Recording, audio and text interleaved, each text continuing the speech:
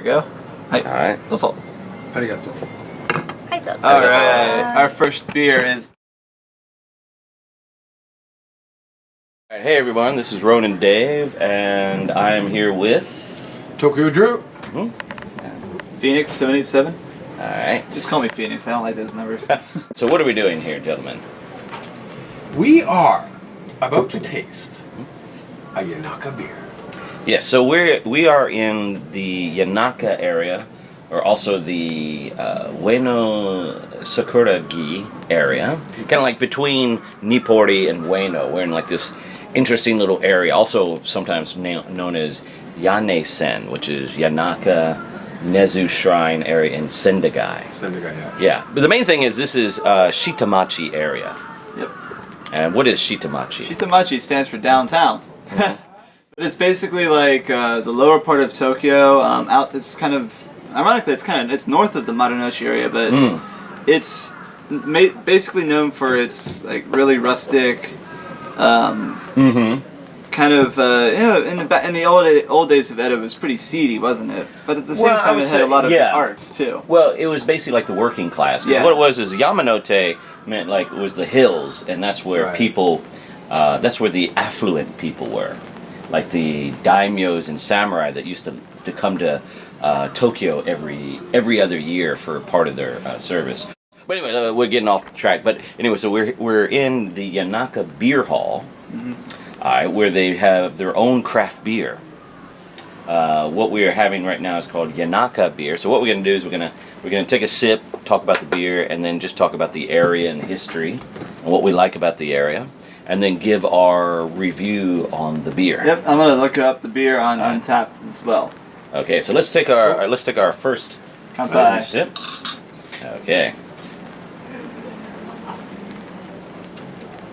Oh, that's pretty interesting. Oh, that's nice. I like that flavor. Tastes like a lager and a red ale mixed together. Yeah, it does. Yeah. Quite smooth. Yeah, now that's a beer you could definitely drink a lot of. Yeah, for sure. This tastes like something you can get out of. Yeah, that's a nice beer. Yeah. Okay, so now with the Yanaka beer, what did you discover? So this is actually English pale ale. So the main thing about pale ales is they use a lot of hops, but it's not too much hops so it becomes an IPA. IPAs use enough hops to make it that really distinctive bitter taste.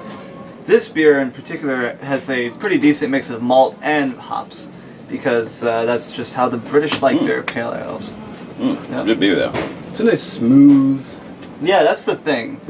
It's not crisp. It's not crisp. It's not punching you in the face. Yeah. It's really like almost a very enjoyable everyday beer. If I was to compare this thing with a beer, it's like Sam Adams mixed with, any sort of decent pale ale you can find at a. It has that Sam Adams malt finish. Okay, how about comparing it to Japanese beers? Well, it has more flavor, I would say. Yeah, it has a lot more flavor. Yeah, compared to your national brands. Well, most of the Japanese beers you're going to find are the rice lagers, right? Yeah, that's true. So I will say this: when I first came to Japan in Tennessee, the craft beer craze had not hit Tennessee yet, so we still just had mostly your regular brands. So when I came to Japan, I was pleasantly surprised with your national beers in Japan. Ebisu, Sapporo, especially Sapporo, one of my favorite. Sapporo, Ebisu, they're all really. And compared to like the national brand in America, I was like, oh, these beers are fine. But then when I went back home, the craft beer thing had started in full force, and I could get all kinds of beers, and especially around Thanksgiving, I had to get my pumpkin beer. Oh yeah, pumpkin beer. I've had those here in Japan too, but nothing beats a good. But after that, I come back to Japan, and I'm just like, this Sapporo just isn't doing it for me anymore.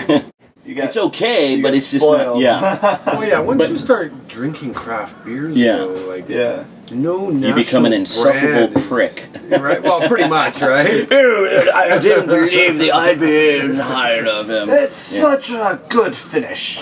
Yeah, you and your peasants keep drinking your Sapporo. I don't think this is hoppy enough for me. We're using the exact wrong words for for this part of town. Yeah. We're a bunch of people from Yamanote coming over to Shitamachi. Well, you know what's interesting? Like Shitamachi was the local people that grew up in Tokyo, and from them comes the word Edoko. That's interesting. Yeah, Edoko means child of Edo, meaning 3 generations, grandparents, parents, and so on. And you know, today the Japanese that is spoken across the country, the official kind of Japanese, people think of it as the Tokyo dialect. It's actually not. Huh. I found that out because the Shitamachi people, the people that spoke, they spoke with a lot more inflection and things of local area. It was its own dialect. Huh.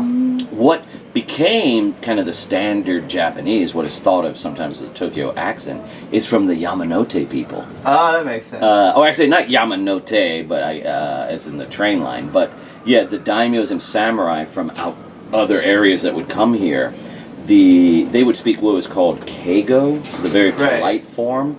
And because many of them from different areas, they had their own dialects. Yes, they couldn't mix their dialects were sometimes mutually unintelligible. Yeah. And so they had to kind of, get that kind of neutral Japanese in order to communicate. That is pretty interesting. Yeah. And so that became the standard dialect, and the Shitamachi became a dialect within its own area. That's interesting. Yeah. I've never really heard Shitamachi dialect. I mean, is it still spoken around here?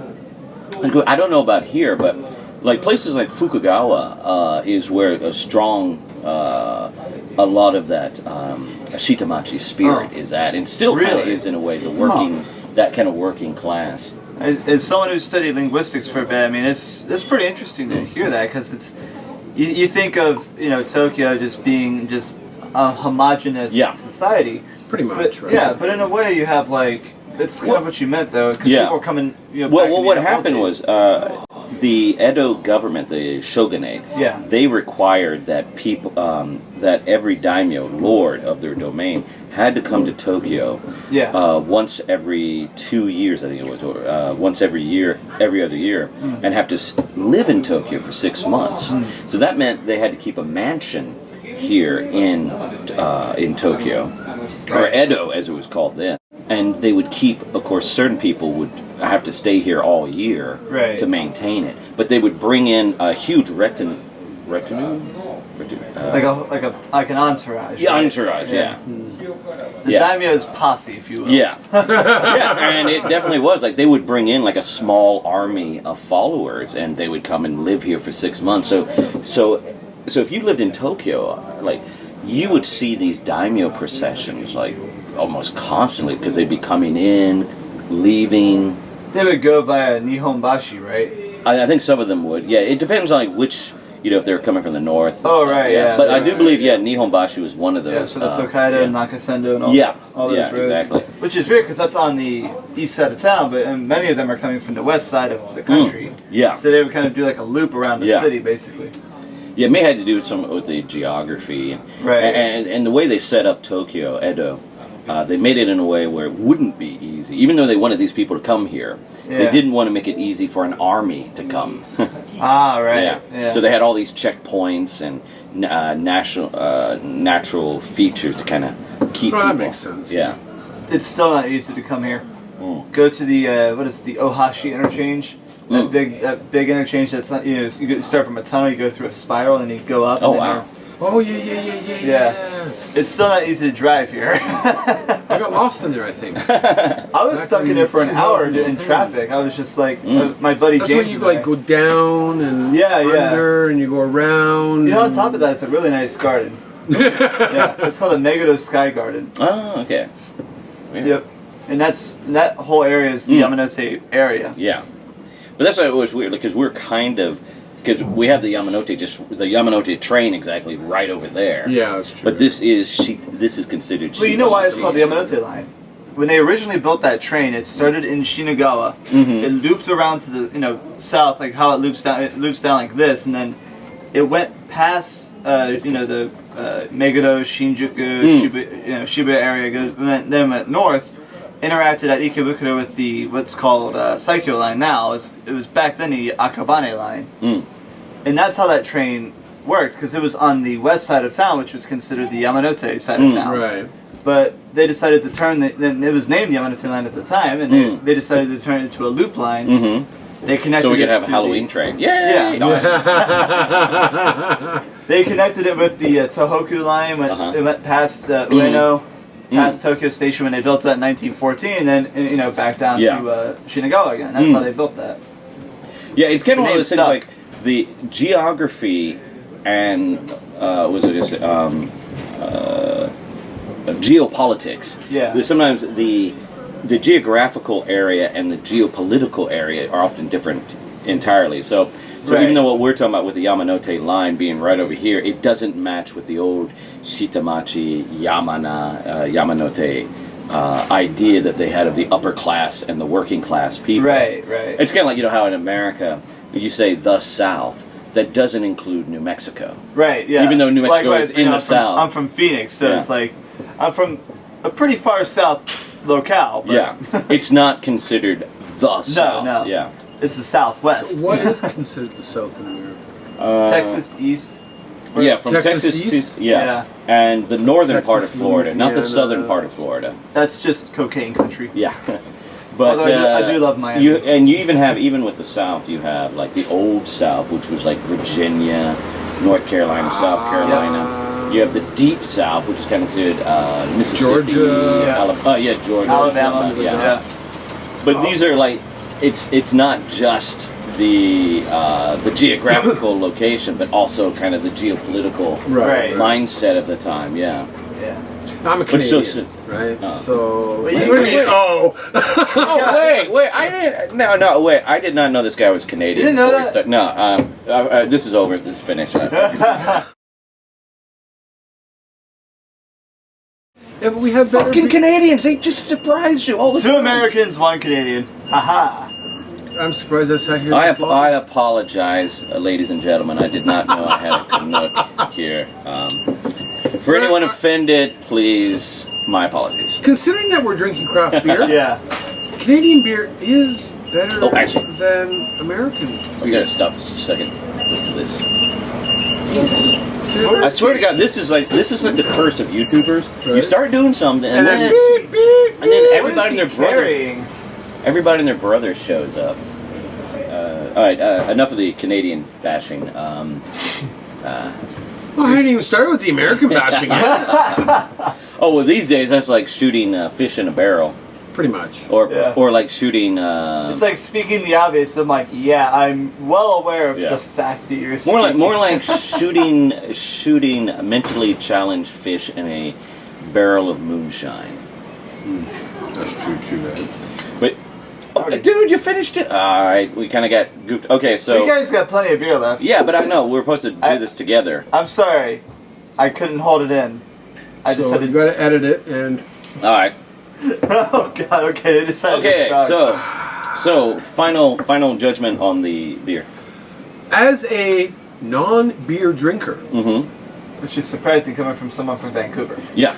Pretty much. Yeah. I'm a whiskey drinker, which is going to be our next thing we do. Ooh, that would be fun. As a non-beer drinker, I would say an overall, like I said earlier, I would drink this on a daily basis. It's very smooth. It's got a good finish to it. It doesn't punch you in the face. Yeah. I seriously like this beer. Yeah. It's really good. I'll say the same thing as me. It's like, I like craft beer, but, like some craft beer, you just want to have one. Yeah. It's enough. It either fills you up or the taste really... You drink it to try it, and you're like, okay, I'm glad I tried it, but I'm not going to drink any more of it. But this is an easy drink, an easy finish. I agree. I say the same thing. If they made this in bottles, I would buy a 6-pack and give it to all my friends. So this, give a little detail. So this is the Yanaka beer, 5.5%, and an IBU of 35. So it's 35 bitter. Although I've had a beer of 200 IBU before. You've had a bitter experience with the bitter? Wow! Oh, it's great beer. It's one of my favorites. It's on one of my beer playlists on my channel. Okay, so we finished our first beer. Now we're gonna move on. We gotta give a rating to it, right? Oh yeah. Oh, are we? Oh, might as well, right? Well, with me, I'll probably just say 5 for all of them. Oh, really? I'm not much of a I judge. give this a good 5. Yeah. 4.5. Yeah, I'm gonna say 4.5. Okay. I mean, it's not the best thing I've drank, but it's pretty damn good. Yeah. I just know what I like to drink. That's all. Yeah. So the next video is going to be on Zach's channel, and we're going to be trying the Yanaka Dry. Yanaka Dry. So I hope you learned something from this. I hope we didn't annoy you too much. Anyway, so this is Ronin Dave. I will see you again on the 4th beer. See you.